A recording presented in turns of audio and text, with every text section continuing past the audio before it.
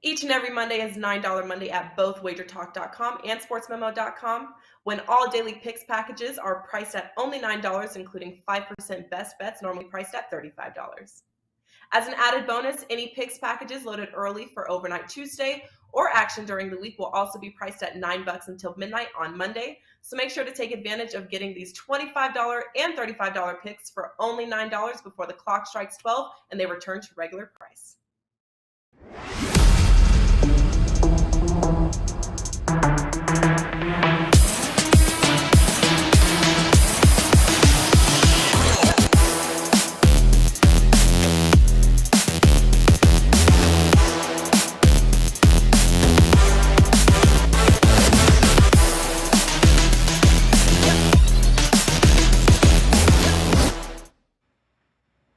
What up? That's good stuff. Here, let me try to now see if I can get this to go here. That would be great. Here, let's try that again. How's that working? Okay, good stuff. Guys, welcome in. It is what the hell's today? Monday? I think it is Monday.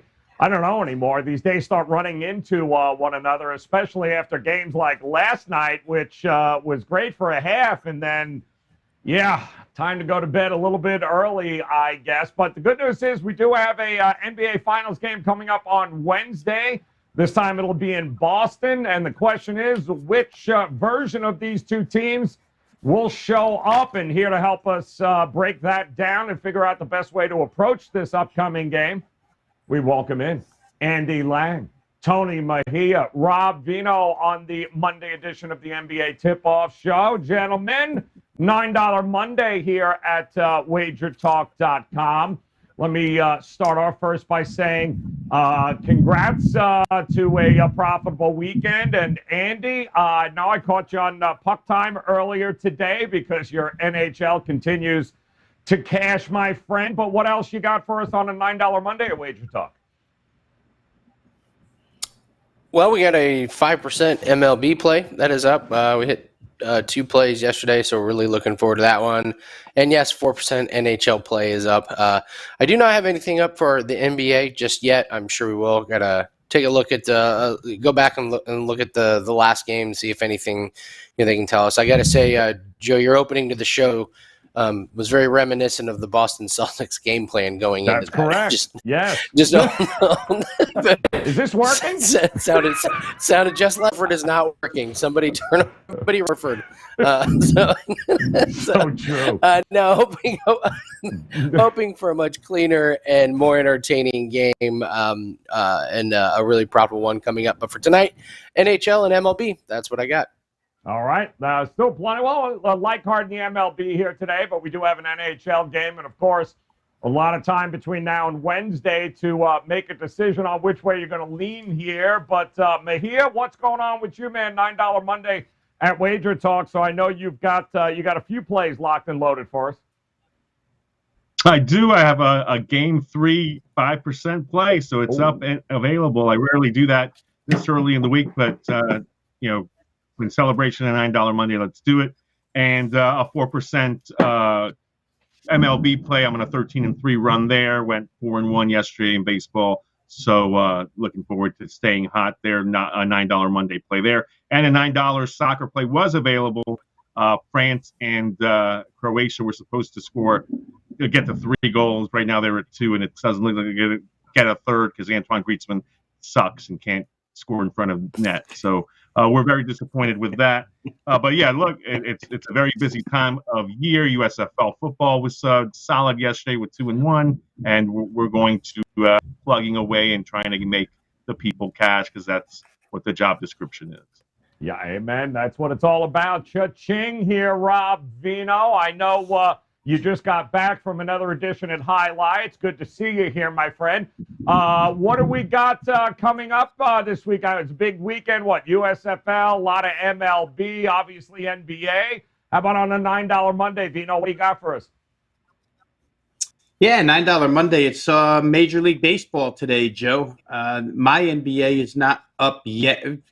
We'll get into it during our discussion, but I'm a little bit waiting on the Robert Williams injury situation here to see which way I'm going to turn.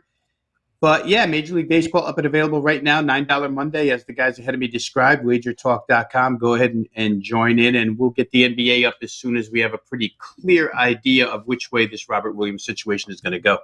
Yeah, well, it's question marks galore. Kind of got leveled by his own guy there in that game. And before we dive into this Wednesday game number 3, we've gotten 2 games already here, guys, and we've seen 2 totally different teams in some aspects show up for these 2 games. And after watching these 2, our poll question for those of you joining us in the chat room is, well, who is it after 2 games? Who is your leading candidate for the MVP? We know who the market thinks it should be the favorite, but the option is yours. We want to hear from you guys. Hit it up there. Place your vote. We'll tally them up here at the end and see.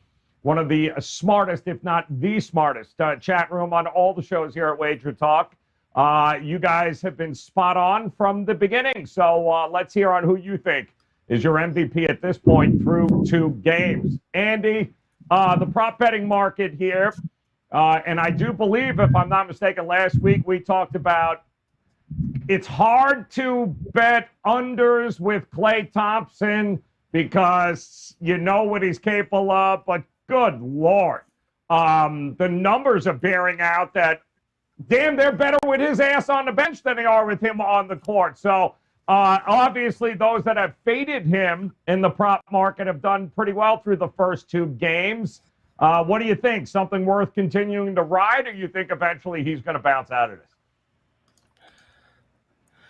He's been a very, very tough guy to wager on since he came back. I wagered on him a couple times, and then I threw in the towel just because of the complete, inconsistency.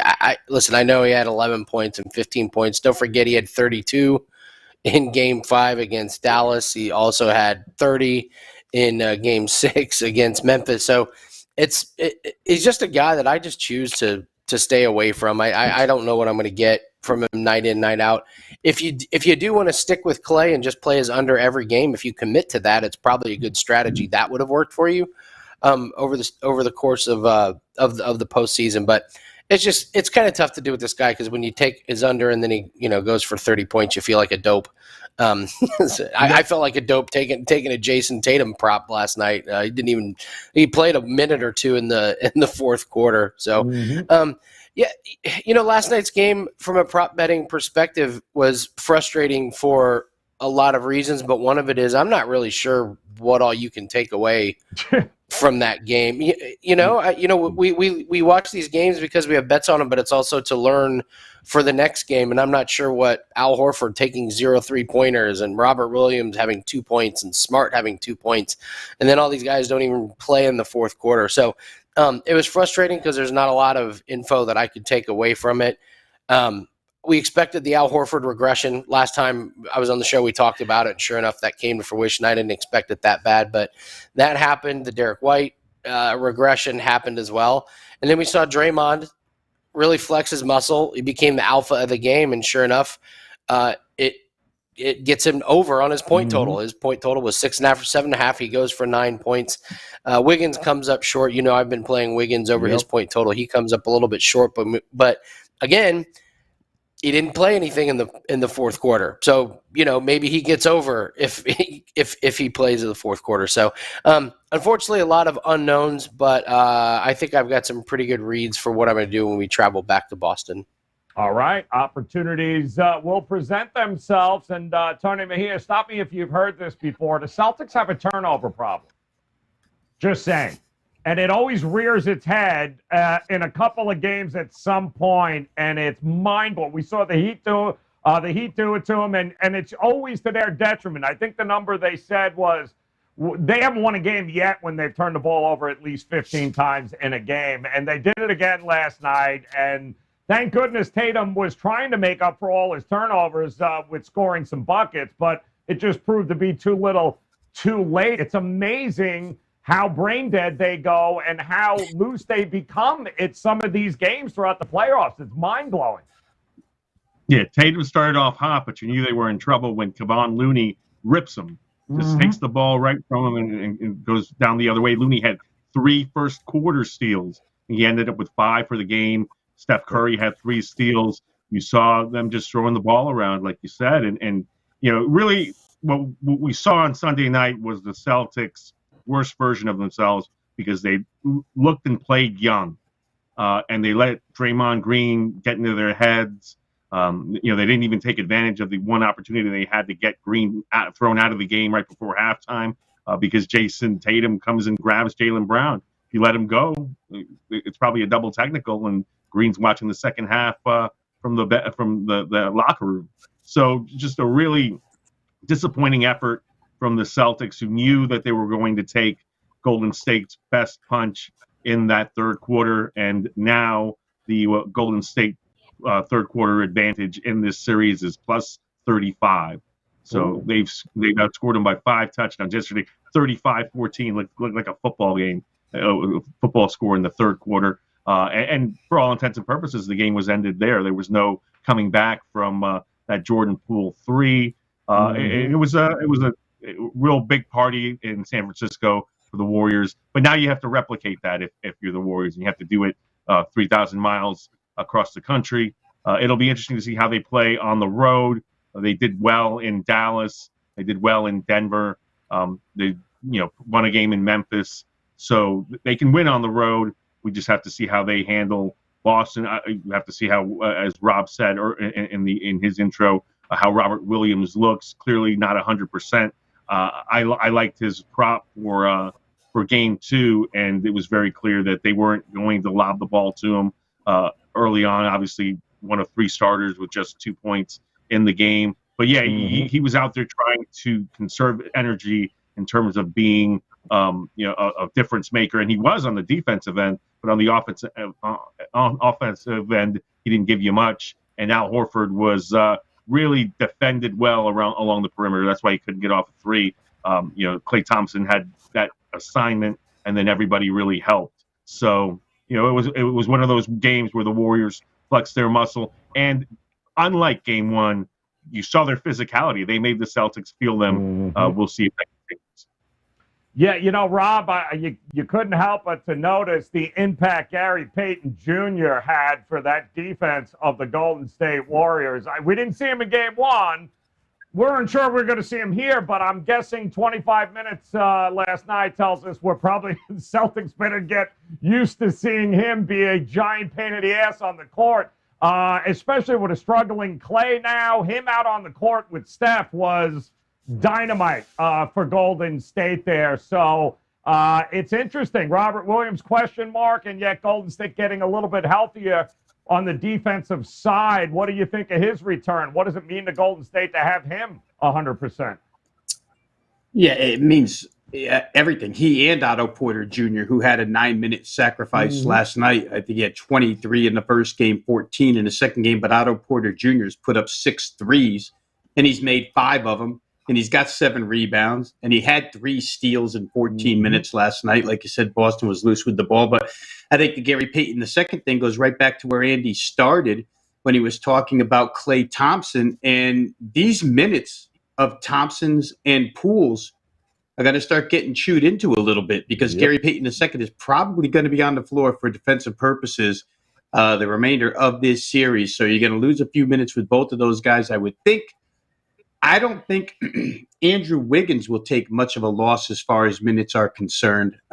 He did last night, but again, the game became a rout and not a lot of starters played in the fourth quarter. I think that is attributed more to why he played less minutes. So if you're looking at player props on the Golden State side toward the over, I think I looked, and you guys could correct me if I'm wrong. I think I looked earlier and saw Klay Thompson 25.5.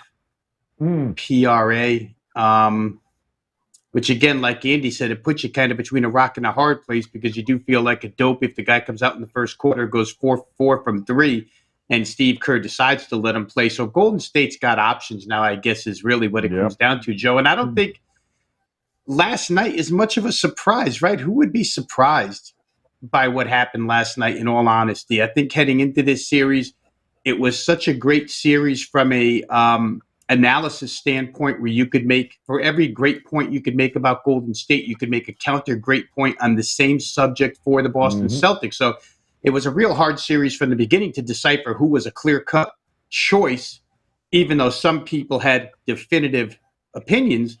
I don't know that, full analysis leads you to that.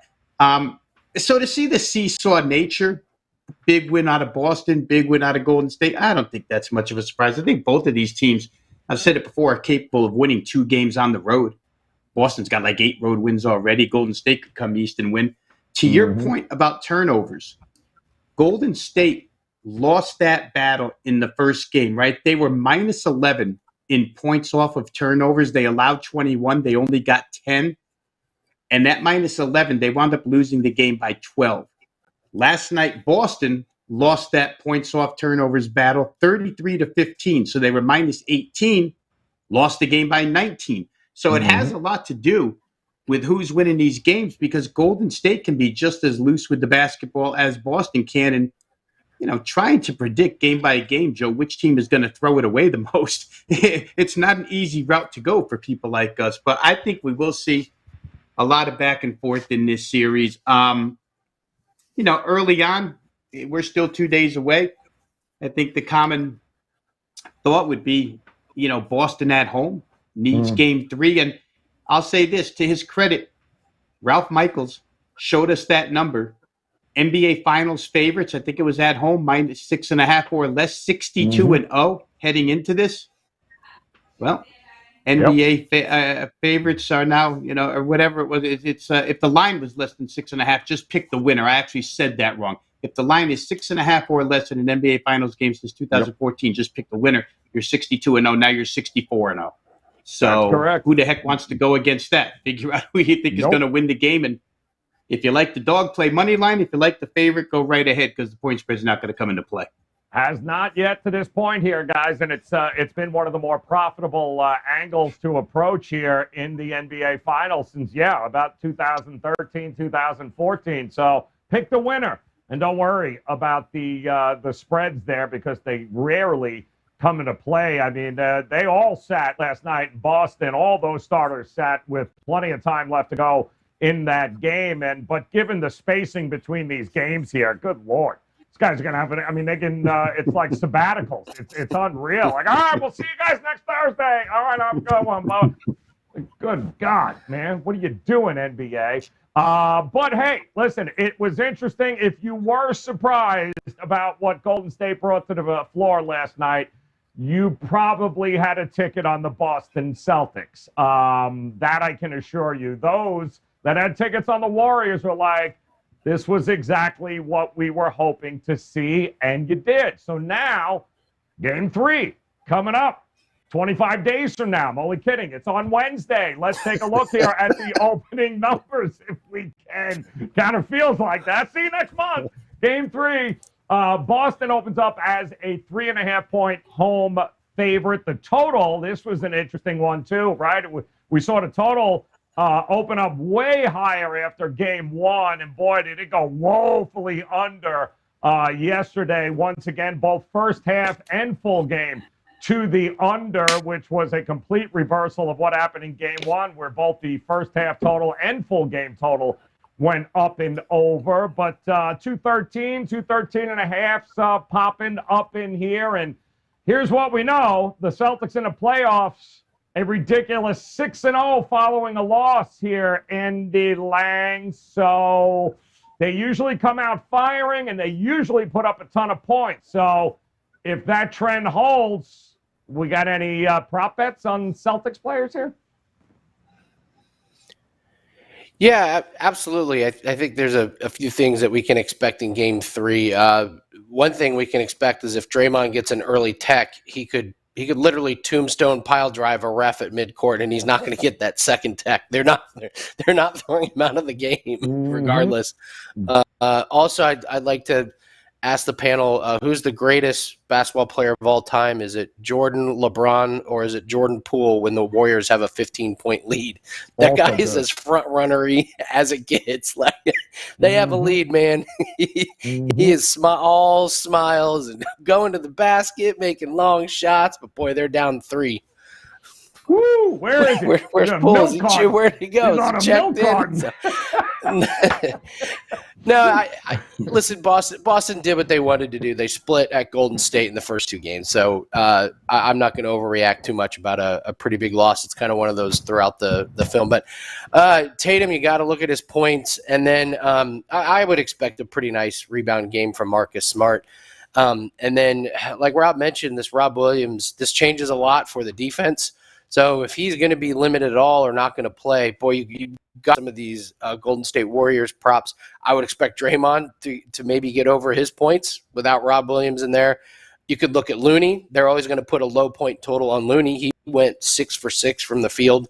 So without that inside presence, I could see pretty good nights with Draymond Green and Looney in the book. Set those points so low, it only takes a few baskets for them to get there. So listen, if Rob is out or we get bad news on him, I'm absolutely going to be taking Draymond and Looney over their point total. But the rest of the Warriors, they're just going to stay away. I don't know what I'm going to get from Poole. I don't know what I'm going to get from Klay. And then you've just got this ripple, effect. Like if Klay's going nuts, then most other guys are going to go under. So, looking at Draymond, looking at Looney, all based around the Rob Williams news. So that's what I'm waiting for. All right, not a bad way to approach this here. How about it, Tony Mejia? What do you think? Draymond was this close to getting tossed again last night in that game, but a lot of talk back. And so what? He stuck his Nike in Jaylen Brown's face. I mean, come on. It happens all the time. You slip, you fall, you kick a guy in the face. What do you think here, Mejia? You like the line? Is it about what you thought we would get after the results of Game 2? Green was trying to use him as a couch when they were on the floor together. Let me stretch out. His legs up on it. Let me stretch out. Rick James. Line-wise, I mean, look, the 3.5. I think it's a little bit more than it should be based on what the Warriors lines were. Yeah, I was expecting 2.5. You get the 3 points at home. If you give them 3.5 because Boston has such a nice home court advantage, that still leaves you at 3. So I think by tip-off, we'll see Boston laying 3. And as far as the total goes, I'm not surprised by the adjustment to the under. But if Robert Williams doesn't play, then that's a clear, over, because he does so much as a rim protector that it would, make life much easier for the Warriors around the rim. And then the Celtics have to play a different way if he doesn't play. I'm expecting him to play because there's something wrong with him. It's obvious. He's maybe 70%, but that means that 70% is something that he can play through. Then he's an asset out there on the defensive end. On the offensive end, obviously he's not giving you much, but he's got 2 days to heal up, 2 off days, and then all of Wednesday up until tip off. So something would have to be really wrong. The pain would have to be too severe for him not to play. The other thing, this has become a clear under series with Gary Payton II in the mix because he's such a pest. He takes time off the shot clock with the Celtics no longer being able to pass the ball around the way they did in Game 1, given his ball pressure. So, from that standpoint, you had 61 points in the first quarter, 134 over the last 3. Very quiet second quarter for both teams. The fourth quarter was essentially garbage time, and in the third, the 35-14 domination that was the Golden State Warriors and has been the decisive trend in this series. And we'll see if, again, the Warriors can dominate out of the locker room at TD Garden. One last thing, Jason Tatum with the 28 points and the solid 3-point shooting, 6 for 9, he was still minus 36, the worst plus minus in the last 20 seasons in the NBA Finals. So, that's ridiculous. Second most in 25 years. And Andrew Wiggins, while he didn't get there points-wise yesterday, still doing a fantastic job on Tatum as the primary defender. And then the switch was Draymond Green coming over and really getting in Jaylen Brown's head. And Brown was a really terrible 6 for 17 from the field, or 5 for 17, I should say. And I had him as Finals MVP, so definitely took a hit with that performance. Yeah. Now, well, listen, still plenty of time, guys, which is why we have that posted in the chat room. And a big shout out to our boy Jay Money. He'll be joining us on Wednesday this week, hanging out in the chat room. And of course, he does realize. Somebody asked Jay, realizes the Mavericks aren't in the finals, right? No, I'm only kidding. He's good to go. He knows that. But who is the MVP after 2 games now? So who are you going to bet on? I mean, everyone likes Steph. Obviously, he's the front runner, but who else is it? Who is it besides Steph? And if the Celtics do go on to win, who's the guy you think is going to be responsible for that? Hit one of those choices, guys, on the poll question there, and then we'll tally it up at the end. And in the meantime, Rob Vino, listen, if it's one thing we know about the Celtics, on the road, deadly in the playoffs this year, right? At home, 5-4, Vino. So what? Home court advantage, my ass. What are you talking about here? So where are you leaning here with this Game 3 coming up here, knowing that I trust the Celtics more on the road than I do at home, Rob? Well, when I get to go third, I get to take so many notes from what was said ahead of me. I'm going to start with that Rick James comment show. Yeah, let me stretch out. Man, because Draymond better hope he's not tending bars somewhere in the offseason. And all of a sudden, Jaylen Brown and Marcus Smart come walking in because he's about to get the old slap across the face. I don't think, talk about surprise. I really do think Boston was a little bit surprised last night. Like, they didn't expect Draymond to turn into finals Draymond, where I'm going to kick you, I'm going to scratch you, I'm going to elbow you, I'm going to taunt you, I'm going to do everything. It didn't look like they were exactly ready for that, starting with Grant Williams in the first quarter, right? And now they've seen it, the adjustments made. Okay. The referees and Jay Money in the chat room, I did a show with Floating Head Jay a little earlier today, and he's of the mindset that the referees did blow a lot of whistles against Golden State last night. And Andy said Draymond couldn't get himself thrown out of that game last night. All true. So if we get a game that's officiated down the middle here, you would expect that Boston takes advantage of the free throw line. Last night, Golden State only outscored him at the free throw line by 1 point. And in fact, when you go through that game, Joe, Golden State, they won 1 quarter. Third quarter, they win by 21. I mean, the first quarter, I'm a bitter man, because I laid 1.5 with Golden State in the first quarter, and they win 31-30. So, but they didn't necessarily outplay Boston for 4 quarters. They outplayed them for 1 quarter in that game. And so I don't, like Andy said, I'm not going to take too much and read into what happened last night. I'm going to say this. Boston should be ready for the physicality. The 3-point shooting has been good on both sides. Boston's second quarter, after last night, is still a thing. Go ahead and play Boston second quarter. You'll cash your ticket. Golden State third quarter is a thing. Go ahead and play them. You'll cash your ticket. I'm surprised. I'm going to ask you a question. Let me pose you this question, Joe, because Tony already went where I'm going to go.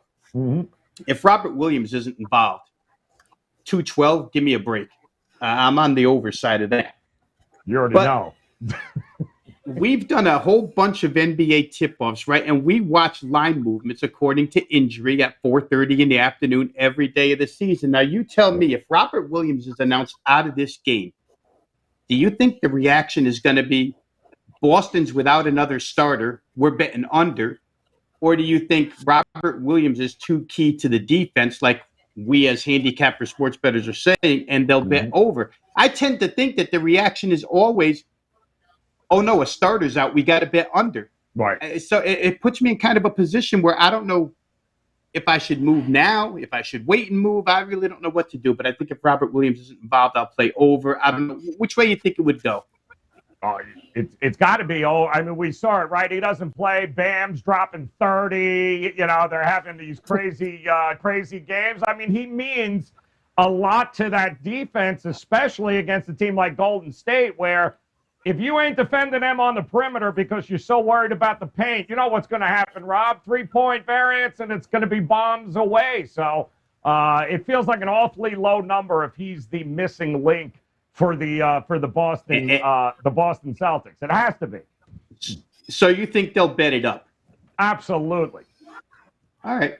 then you need to move now. Our advice to the audience would be you need to move now. Absolutely. If you think Robert Williams is not going to be, because once he's announced, if that is the case, you'll see this thing go from 212 back to 214. Absolutely. And you'll be kicking yourself for not getting closing line value. But he certainly is a big piece of this puzzle. I think there'll be points scored in game 3. Adjustments will be made accordingly. And Boston shot miserable, 37%. I think I was looking through the numbers against Milwaukee. They did that twice in that particular series, shot a little bit lower than that. But generally, it's a bounce-back game for them, field goal percentage-wise, after they do so. Yeah, no, it's, shall we say, going to be interesting that Boston may be a little bit, we know everyone's banged up at this point in the season, but I do think having Gary Payton Jr. back gives Steve Kerr more options. I think the adjustments were, and maybe, I don't know, isn't this where experience, I guess, comes into play, doesn't it? Because like Rob said, if you weren't expecting finals Draymond Green, what did you think you were going to get here? So maybe experience, this is where we're going to see it rise up here. Either Golden State is going to utilize that experience, or Boston is just going to be too good to overcome it. What do you think? Well, I said at the outset that's what was most pointing about the Celtics' effort last night is they looked and played young. But I don't buy that as an excuse. Maybe in game 1, where it was, 126 games of final experience to Boston's 0. And the Celtics still ended up winning that game and persevering in the fourth quarter. And this nucleus has been together for years. And they played in conference finals. And Jason Tatum is an all-star. And Jaylen Brown's been an all-star. And Al Horford's 36 years old and a veteran. And those guys are your backbone. Marcus Smart's been in the league forever. So I don't buy that as an excuse. You're at home, show up, and at least give us an effort that is, in line with what has gotten you to this point. As a king of the mountain in the Eastern Conference, and a really tough year for the Eastern Conference, where you got through the Brooklyn Nets, the Milwaukee Bucks, and the Miami Heat in succession because you were mentally tough. And yesterday they weren't mentally tough. And I misread my notes earlier. Tatum's minus 36 is the worst plus minus in 20 seasons. Their 33 points given up off 18 turnovers is the second most in the finals in 25 years. And that's what it was. 33 points off of 18 turnovers, sloppy at the outset. They were able to overcome it because of Tatum's shooting. And then the third quarter, they weren't able to overcome that. In this series, the team that has turned it over and where it directly led to points, that's been the difference in both games. In the third quarter for Golden State last night, and Thursday when Boston was able to capitalize off sloppy play from the Warriors to dominate the fourth quarter and stage a comeback where they're down by 12, entering it and win by 12. So there were wrinkles in yesterday's games, little chapters that you could kind of look at in terms of the Draymond Green saga, where he could have gotten thrown out, but he ended up getting in everybody's head.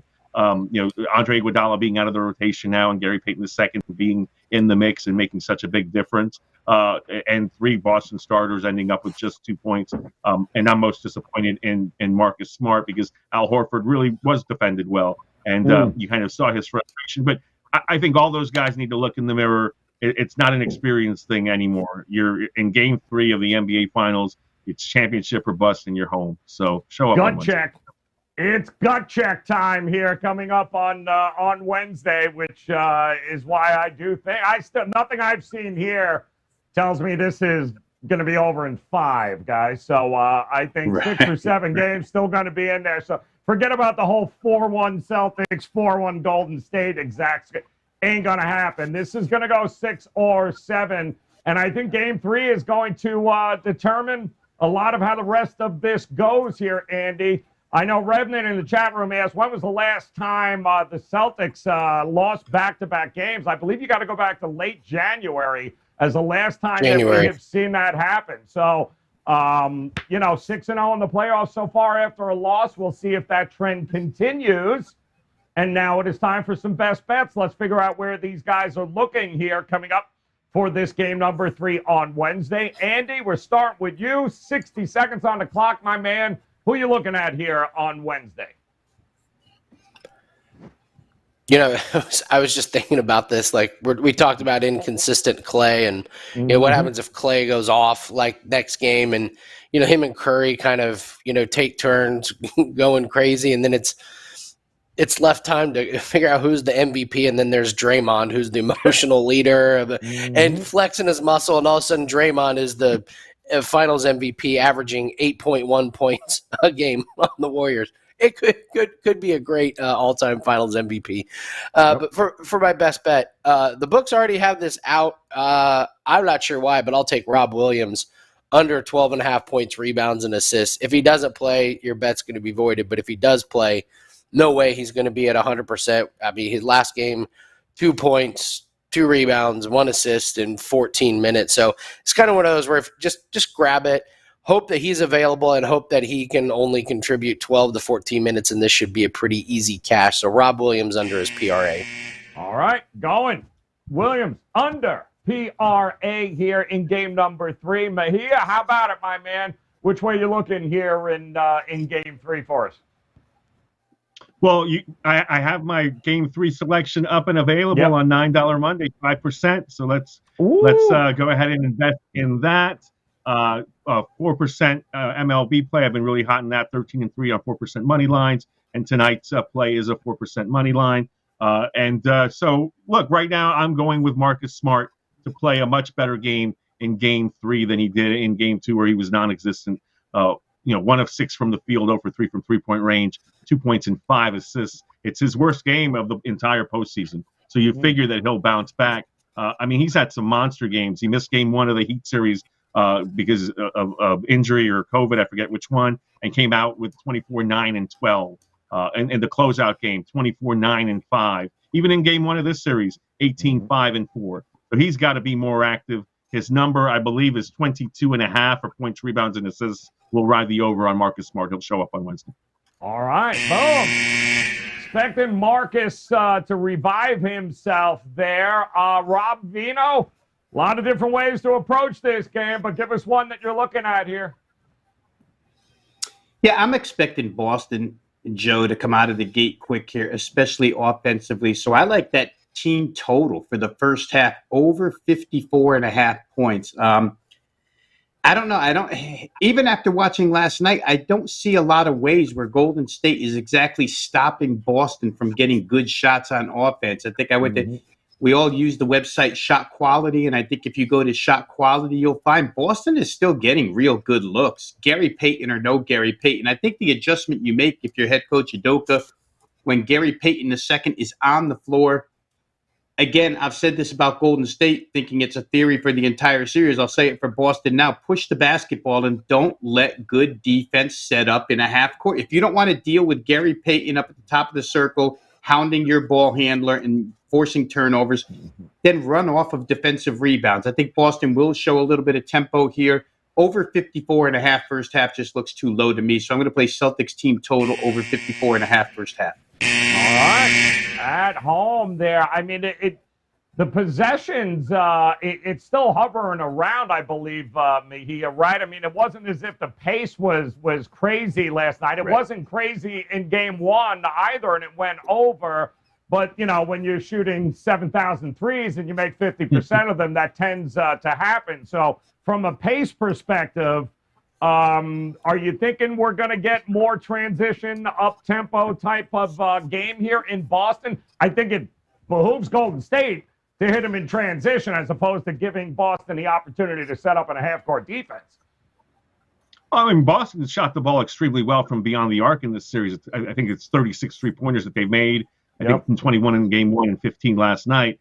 But what I expected, and what may be something that you need to keep in the back of your mind if you want to blindly bet the over, especially if Robert Williams doesn't show up for game 3, is that one wrinkle that hasn't been gone to but from Golden State, from Boston, is putting Steph Curry in positions where he's guarding people one-on-one in the post and trying to wear him out that way. He's been an excellent defender in this series. The numbers bear that out to the point where Marcus Smart is 1 for 6. No, Marcus Smart is 2 for 8 when defended by Steph Curry. Jason Tatum does despite the percentage, 1 of 3. Jaylen Brown, 1 of 4. So you want to continue to try to pick on him on defense, and that takes time. You have to kind of put him in actions. So that could slow down the game. But as far as pace through the first 2 games, yeah, yesterday probably should have been an over game. It looked that way after 12 minutes, 31-30. But then the second quarter was slow. The third quarter was all Golden State, and then the fourth quarter was all garbage time. So it really impacted that. But you can flush that away as far as the total is concerned. I think these games are all capable of going up, way up and over the totals here, and I think there's going to be some value as we zigzag our way through this series here, guys. Big shout out to where is he? Chad Moody, BTO. You're late. Nah, I'm only kidding. Good to see you here, brother. Let's check it out. The pickups. What do we got here for the recap? We've got Andy Lang. He's got an angle on this. Robert Williams under 12.5 PRA if he even goes. Tony Mejia. He's going to go Marcus Smart to bounce back. Yeah, 22.5 is the number there on the PRA. Marcus Smart will show up in Boston at home in this game. And Rob Vino likes Marcus Smart showing up and the rest of the Celtics to get it done early in this game. He's going to go first half. Team total over 54.5. And absolutely, if you like the over in a game, there's going to be a lot of ways to be able to correlate some of those prop bets. Keeping in mind, what'd you say, Rob? The full total was it 212.5, 213 right now, without knowing what Robert Williams is. Yeah, it's sitting at 212. And real quick, Joe, let me just say one last thing about free throws in this series. Oh, there haven't been any. Right, Yeah. Boston averaged 29 free throws per game series, and right now it's only 16 in both games. Mm-hmm. The free throws have been 31 and 37. So I know we talk a lot about officiating crews on this show, and I think it'll be important to see who the crew is on Wednesday, because the whistles may not get stuck in that crew's mouth the way they did last game, and maybe that leads to more points as well. Well, I know our boy Philip here wanted to know. He says, hey, Andy and Rob, where is Scott Foster? Well, Scott Foster is waiting for a Game 6. So when you need it to go in Game 7, Scott Foster will show up. When you need to extend the series, Scott Foster will show up, I can assure you. Putting in a dark room waiting for the call. Yeah, he's just waiting until one team's getting out of hand and winning too many games in a row. That's what he's there for. You guys rule again. Thank you very much. We do have a final tally here on the question today of after the first 2 games. Who, in your opinion, will win this MVP's final? Not a shock. Steph Curry, 55%. That's at minus 120 now, guys, at FanDuel. So what are you waiting for? 55% of you think Curry's the lock. At minus 120, they win another game. It ain't going to be minus 120. With Curry dropping 25 to 30 a game. So my suggestion would be hop on it if you're convinced Steph Curry and Golden State are going to get it done. Tatum had 19. You guys think Jaylen Brown has a better chance than Tatum of getting the MVP honors if Boston wins? That's going to be interesting. 4% say it ain't going to be any of them. It's going to be somebody else, maybe a Marcus Smart type, or maybe if the games are blowouts, Draymond, or if the game is an absolute blowout, nobody will be a better MVP, like Andy said, than Jordan Poole, since none of those points he's going to score are going to matter because the game's probably already in hand. So, yes, exactly. Looney, another guy that's also possible there for sure. Don't forget, Andy's best bet, Rob best bet, and Tony Mejia, 5%, $9 Monday best bet up for the Wednesday game number 3, guys. Head over. Visit all 3 of these gentlemen here today. Take advantage of those best bets for just $9. Love $9 Monday. And on behalf of Andy, Rob Vino, Tony Mejia, shout out to you guys in the chat room. We appreciate the time. As always, we'll be back again, of course, on Wednesday. Jay Money is going to be here. Not in the chat room, but he's going to be here live with us as we take a look. Some final thoughts here before we get ready for that Game 3 on Wednesday. And until then, best of luck with your plays tonight, guys. We'll talk to you again on Wednesday. Good luck.